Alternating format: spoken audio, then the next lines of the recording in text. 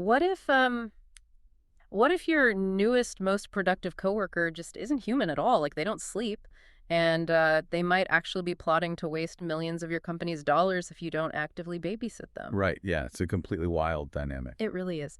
So, welcome to the deep dive. Our mission today is to figure out exactly how you can survive and, actually thrive working alongside this totally new breed of colleagues, the AI agents. Because the transition is happening right under our noses. I mean, going from using software as a passive tool to, well, managing it like an active participant. Yeah. It requires a massive mental shift for anyone in a corporate environment. Absolutely. And we are pulling today's insights from this really fascinating excerpt written by an AI industry veteran. It's perfectly titled, How to Get Along Fabulously with Your New AI Agent Coworkers. It's a great piece, very sharp. Yeah, the author comes right out of the gate with this incredibly sharp, slightly sarcastic take on the absolute frenzy surrounding AI right now. He jokes that if you look at the latest marketing stats, a staggering 120% of companies are already using AI agents. Yeah, that impossible math perfectly captures the fever pitch of the marketing cycle right now. Every vendor is promising that their new agent will, revolutionize your entire workflow overnight. Right, he calls it standard AI hype math. But then he actually grounds that sarcasm in reality. He points to an actual EY study from last year showing that AI agent adoption was already at about 50% back then. Wow, 50%. Even last year. Right. So his joke is that if you apply the standard hype math, like the promise that AI is getting 10 times to a billion times smarter every 12 months, then by now the AI has almost certainly found a way to assimilate more than 100% of companies. It's funny, but I mean, the underlying truth is that the assimilation really is inevitable. Okay, let's unpack this, because going from an absurd mathematical joke to the very real presence of these agents in our daily digital offices is a bit of a leap. Like, what does this actually look like for you, the person listening, when you log on tomorrow morning? Well, it looks remarkably mundane, honestly. We're transitioning from these overarching statistics directly into the interface on your screen. Like, these agents are not floating holograms on your desk. There's no sci-fi robots. Exactly. They are quietly embedded in the software you already use every single day, doing things that used to require a human clicking a mouse. The author gives some very specific examples of where these agents actually live now. Like, if you are in project management, there are agents in Jira, which is, the tracking software where technical teams log software bugs and stuff. The ticketing system. Yeah, and these agents are actively reading and closing those tickets on their own. And if you're dealing with internal documentation, there are agents living inside Confluence, basically the company wiki, and they are authoring policy documents from scratch. And for developers, I mean, they're right there in VS Code, the actual text editor where programmers work, and the AI is just suggesting or writing entire functions for you. It's everywhere. And for the general corporate population, they're living in Slack or Microsoft Teams. Right, you might see an agent dropping in a beautifully formatted chart, updating everyone on last week's sales numbers. Or summarizing a 50-message thread you missed while you were at lunch. And maybe even opening that message with a perfectly calibrated, totally inoffensive joke. Yeah, usually a terrible pun. Which brings up something I really want to challenge, because the text notes that these agents often have, like cute robot names, they have little avatar faces in the chat bubble at the top of the screen. The human touch. Exactly. The author mentions an agent named Johnny 6, which is a joke about being one iteration better than Johnny 5 from that old movie Short Circuit. But wait, isn't giving it a human name and a cute avatar actually just a brilliant user interface choice? How do you mean? Well, it makes the technology way less intimidating for non-technical staff, right? Like if I'm an HR manager who is terrified of coding, asking Johnny 6 to pull a report feels a lot safer than typing a SQL query into a blank, scary terminal. What's fascinating here is that while it does lower the barrier to entry, this anthropomorphizing isn't just a friendly user interface quirk. According to the author, it is a deliberate, highly calculated marketing construct. Wait, really? A deliberate construct? Oh, absolutely. Big tech companies aren't just selling you a helpful feature to make your day easier. They are explicitly setting these agents up to be sold as human replacements. Are they really going that far? I mean, it seems like a stretch to say a smiley face in Slack is a plot to replace me. Well, look at how organizations are structuring their internal systems to accommodate the software. The author points out that companies are giving these agents official job titles. Oh, wow. Yeah, they are literally placing them on the company org chart next to human employees. There are even suggestions in the industry that you could theoretically give them vacation time. Vacation time for an algorithm? Yeah. That is completely wild. Right. Which essentially just means scheduling planned downtime for server maintenance, Yeah. but, branding it as the AI taking a mental health day. I can't even imagine logging on and seeing Johnny Six is out of office, so why go through all this trouble? Because the razor-sharp tech companies, the enterprise vendors actually deploying this software, they get the irony. They know it's just statistical modeling and code. Sure. But they also know that the illusion is necessary to justify the massive enterprise subscription costs. When you are in a frustrating Slack argument with Johnny Six over a project metric, your brain processes that interaction differently than if you were just looking at a server error log. Oh, I see. So they want the C-suite to look at the org chart, see these agents as functional employees, and then, feel good about paying thousands of dollars a month for them. Exactly. They are desperately dressing these agents up as human coworkers today to justify that massive price tag. So to understand why they are trying so hard to sell us this specific illusion, we actually have to look backward, don't we?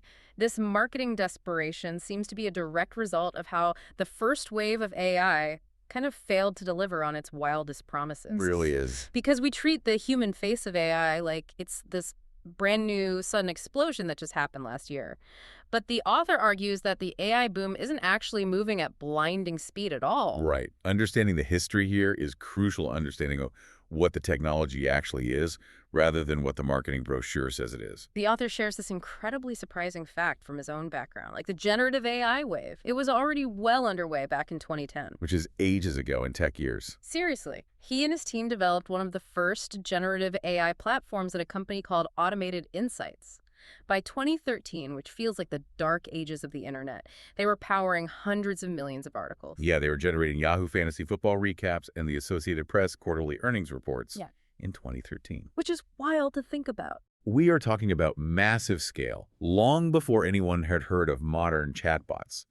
The mechanism they used back then relied on vacuuming up structured data like, sports statistics or financial spreadsheets, and pushing it through complex template-based algorithms. To generate those readable narratives. Exactly. It was incredibly effective for very narrow, data-heavy reporting. And the author calls this the first wave of AI. It was entirely focused on vacuuming up information just to output language. There's this brilliant analogy directly from the text that I love. The mouths and the hands. Yes. If wave one, the chatbots, the LLMs, were the mouth of AI, then wave two, these new agents we are talking about today, are the hands. That's such a great way to put it. And just for clarity for everyone, when we say LLMs, we're talking about large language models. That's the underlying predictive text engine behind tools like ChatGPT that just guesses the next best word in a sentence. If we connect this to the bigger picture, that transition from the mouth to the hands explains everything about the current market shift.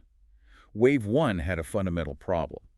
The return on investment, the ROI, was really lacking once companies actually tried to deploy it at scale across a whole enterprise. I am trying to figure out why the ROI was lacking, though, because it seems like having software that can write millions of articles or draft thousands of marketing emails would be highly profitable. Well, it was useful for very specific, isolated tasks. Yeah. But the pitch to executives was that Wave 1 would universally replace human workers across all departments. Ah, the silver bullet pitch. Right. Big tech tried to sell it with gimmicks, like celebrity sound-alikes, or they sold it with that vibe coding craze. Oh, vibe coding. Yeah, this idea that anyone, regardless of technical skill, could just speak vague ideas into a machine, and software developers would become completely irrelevant. Just say, make me an app, and it happens. Exactly. The lure of eliminating payroll was simply too great, so executives bought into it. But like you said, a chatbot is just a mouth. It can talk, it can draft a polite email, but it cannot actively reach into your proprietary systems, understand the nuance of your business, and, execute complex multi-step actions autonomously. Which brings us to wave two, the hands. Right. Wave 2 shifts the focus completely. Instead of just vacuuming up the public internet to sound smart, Wave 2 focuses intensely on your company's proprietary data. The stuff behind the firewall. Yes. It deals with both structured and unstructured data locked within your own corporate walls. Okay, let me make sure I'm visualizing this correctly. When you say structured data, you mean the neat, organized stuff. Rows of SQL databases, clear spreadsheets, nicely formatted client lists. Perfect, yes. And unstructured data would be the messy chaos of the company's PDF archives, loose email chains, transcribed Zoom meetings, and just random Slack threads. That is the perfect distinction. Yeah. And the agents are the hands that reach into both of those environments simultaneously.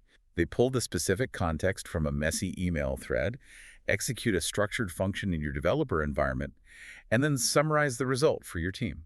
They actually do things. They do things. Okay, so since these agents are the hands operating on our internal proprietary data, we need to look at what those hands are actually building. If they aren't just parlor tricks anymore, what is the practical application? Well, the author talks about his absolute favorite current use case for AI. Yes, and notice how he describes it. He is a data guy who got into AI originally through sports statistics, and he describes this perfect use case as a tool utilizing data aggregation, machine learning, large language models, computer vision, and voice input. The underlying technology sounds like a list of buzzwords from a sci-fi movie. I know, but the result is the exact opposite of sci-fi. He describes the end product as specific, boring, and yet so full of potential that it makes him want to hug a robot. Hug a robot. That's high praise. Right. The beauty of this boring AI is its quiet utility.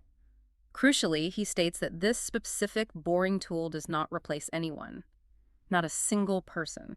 It is simply a tool that helps people do great things by removing the friction from their daily tasks. But that goes against the entire narrative right now, doesn't it? Here's where it gets really interesting, because I have to push back on that comforting idea with the doomsayer perspective that the text explicitly mentions. Okay, let's hear it. If this tool is so great at aggregating data, writing code, and summarizing meetings, isn't the prevailing fear that 20 of these AI agents can do your job 100 times better than you can?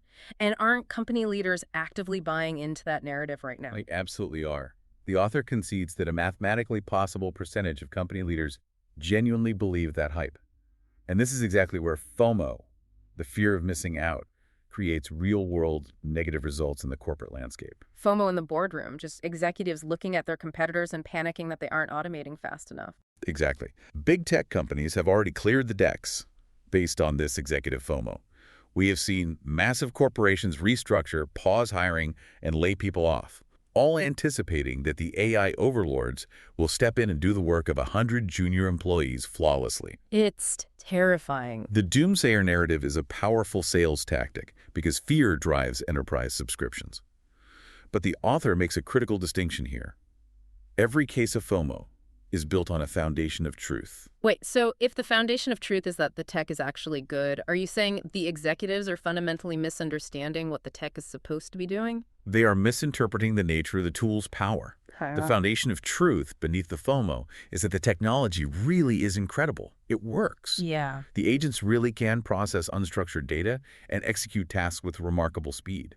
But it is just a tool for building. It is not a dystopian workforce replacement. Got it. It's like a power drill is vastly superior to a hand screwdriver. Yeah. But buying 100 power drills doesn't mean you can fire all your carpenters. Oh, that makes total sense. Okay, so if AI is this incredibly powerful tool, but it's not actually a human replacement, how does the workload actually get split? Like, how do you and Johnny Six divide the labor on a Tuesday morning? Right, the practical application. Because this brings us to the ultimate reality of scaling AI in an actual business environment. This is where the theoretical hype hits the brick wall of reality. The text points out something that feels almost counterintuitive given the constant breathless news cycle.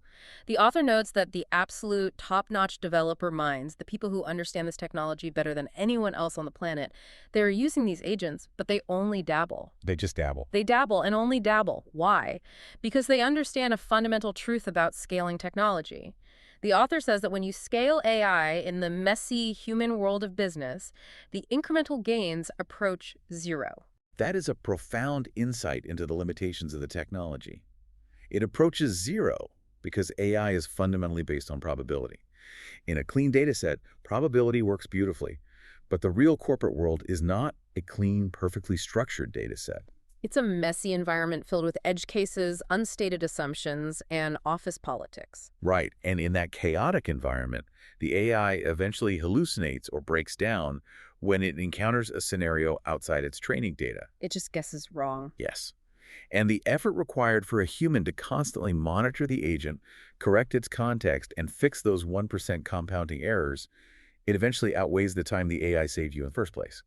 You end up spending more time managing the agent's mistakes than you would have spent just doing the work yourself. And regular old automation is often totally fine for basic tasks anyway. You don't need a cutting-edge, probability-based LLM to sort a spreadsheet or send a scheduled email. So what does this all mean for you, the listener, trying to navigate your career?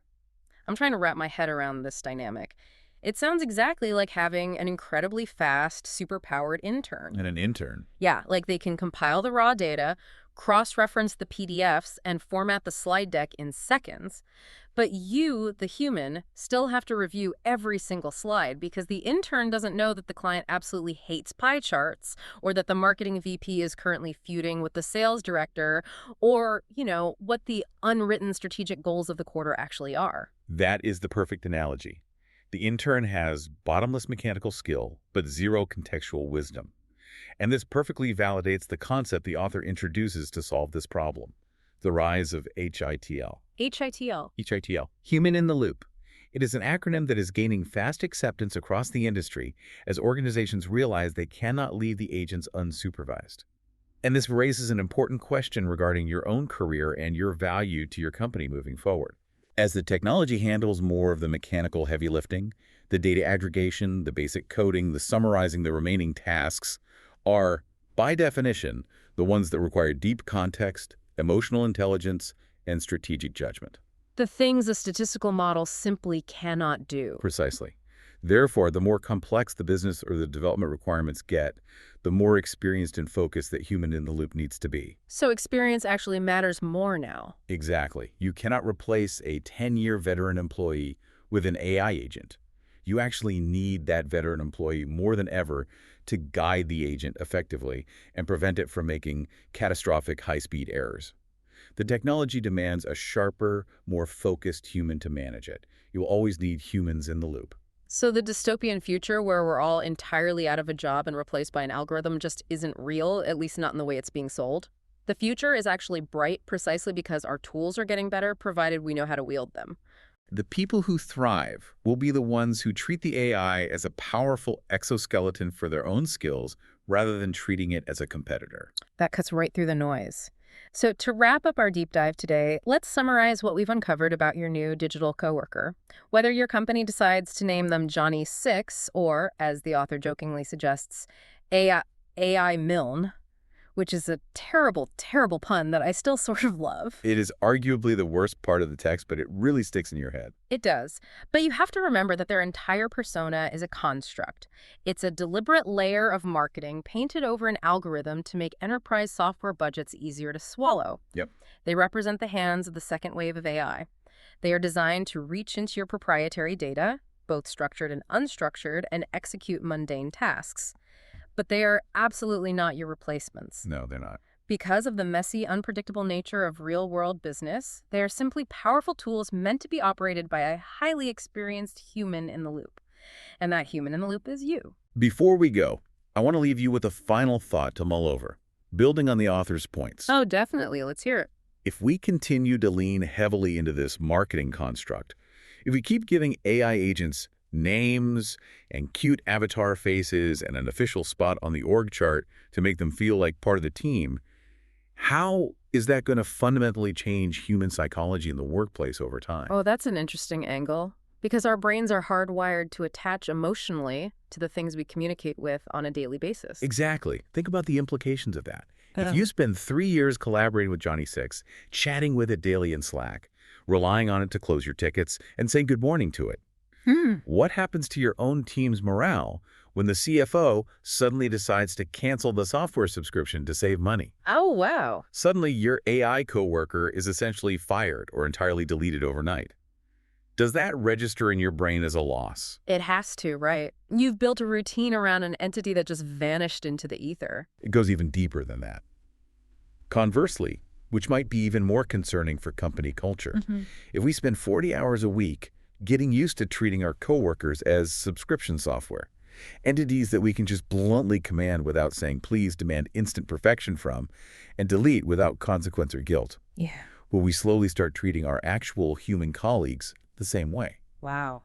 Are we inadvertently training ourselves to lack empathy in the office because we spend all day barking orders at a chat window? It's a real risk. That is a wild thought to take with you. Maybe something to ponder at your next company picnic. Just, Make sure to introduce yourself to the AI. Hopefully it won't give you the cold shoulder over the potato salad. Better safe than sorry when dealing with the new guy in the break room.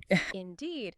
And if you want to keep exploring these kinds of unique intersections of tech, business, and human behavior, the author highly encourages you to check out his email list. He calls it a rebel alliance of professionals from all walks of life trying to navigate the future of work. Thanks for joining us on this deep dive, and we'll catch you next time.